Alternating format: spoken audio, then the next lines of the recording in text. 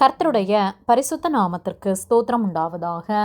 கர்த்தராகிய இயேசு கிறிஸ்துவின் நாமத்தில் உங்களுக்கு கிருபையும் சமாதானமும் உண்டாவதாக. இந்த நாளுக்குரிய தியானத்திற்கான தேவ வார்த்தை ஆமோஸ் அதிகாரம் 5 வசனம் 4. கர்த்தர் இஸ்ரவேல் வம்சத்தாருக்கு சொல்லுகிறது என்னவென்றால், என்னை தேடுங்கள், அப்பொழுது பிழைப்பீர்கள். பிரியமானவர்களே, கர்த்தருடைய பிள்ளைகளாகிய நாம் கர்த்தரை தேடுவோமானால் நாம் பிழைப்போம்.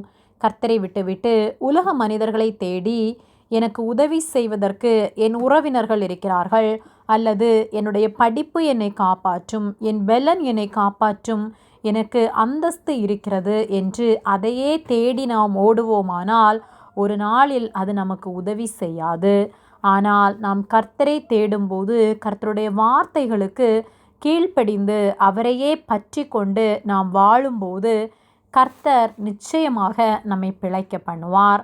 மத்தேயு 7:7 கேளுங்கள், அப்பொழுது உங்களுக்கு கொடுக்கப்படும், தேடுங்கள், அப்பொழுது கண்டடைவீர்கள், தட்டுங்கள், அப்பொழுது உங்களுக்கு திறக்கப்படும் என்று சொல்லப்பட்டுள்ளது.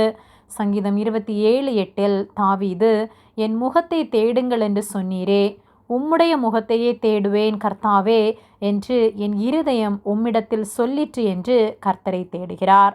நாம் கர்த்தரை தேடுவோமானால் நிச்சயமாக கண்டடைவோம். கர்த்தரை கண்டடையத்தக்க சமயத்தில் அவரை தேடுங்கள், அவர் சமீபமாய் இருக்கையில் அவரை நோக்கி கூப்பிடுங்கள் என்று ஏசாயா 55:6 சொல்லப்பட்டுள்ளது. நாம் அவருக்காக காத்திருந்து அவரை நாம் தேடும்போது நிச்சயமாக அவரை கண்டடைவோம். அவர் நம்முடைய கூப்பிடுதலுக்கு நமக்கு செவி கொடுப்பார். ஆகவே நாம் கர்த்தரை தேடுகின்றோமா அல்லது உலகத்தை தேடுகின்றோமா என்பதை ஆராய்ந்து பார்த்து கர்த்தரிடத்தில் திரும்புவோம். அவரை தேடுகிற யாவருக்கும் தம்மை வெளிப்படுத்துகிற தேவன். கர்த்தாவே, உம்மை தேடுகிறவர்களை நீர் கைவிடுகிறதில்லை. ஆதலால் உமது நாமத்தை அறிந்தவர்கள் உம்மை நம்பியிருப்பார்கள் என்று சங்கீதக்காரன் சொல்லுகிறார்.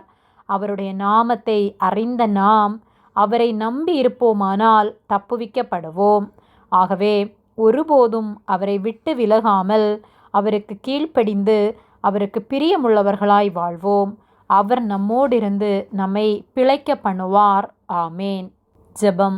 எங்களை அதிகமாக நேசித்து வழிநடத்தி வருகிற எங்கள் அன்பின் பரிசுத்த பிதாவே, இந்த நாளையும் நாங்கள் காணும்படியாக நீர் எங்களுக்கு ஜீவனை தந்து தயவு பாராட்டி எங்களை பாதுகாத்து நடத்துகிற உம்முடைய அன்பிற்காக நாங்கள் நன்றி செலுத்துகின்றோம். நாங்கள் தியானித்த வார்த்தையின்படியே நாங்கள் எப்பொழுதும் உம்மை தேடுகிறவர்களாய் உம்மையே சார்ந்து வாழ எங்களுக்கு உதவி செய்யும்படியாய் ஜெபிக்கின்றோம். உலகத்தை நாடி ஓடாமல் உம்மை தேடி உமக்காக காத்திருக்கிறவர்களாய் உம்முடைய முகத்தை பார்த்து நாங்கள் அமர்ந்திருக்க எங்களுக்கு உதவி செய்யும். எங்களை உம்முடைய கரத்திலே தாழ்த்துகின்றோம். இயேசுவின் நாமத்தில் ஜெபிக்கின்றோம் பிதாவே. ஆமேன். கர்த்தர் உங்களை ஆசீர்வதிப்பாராக.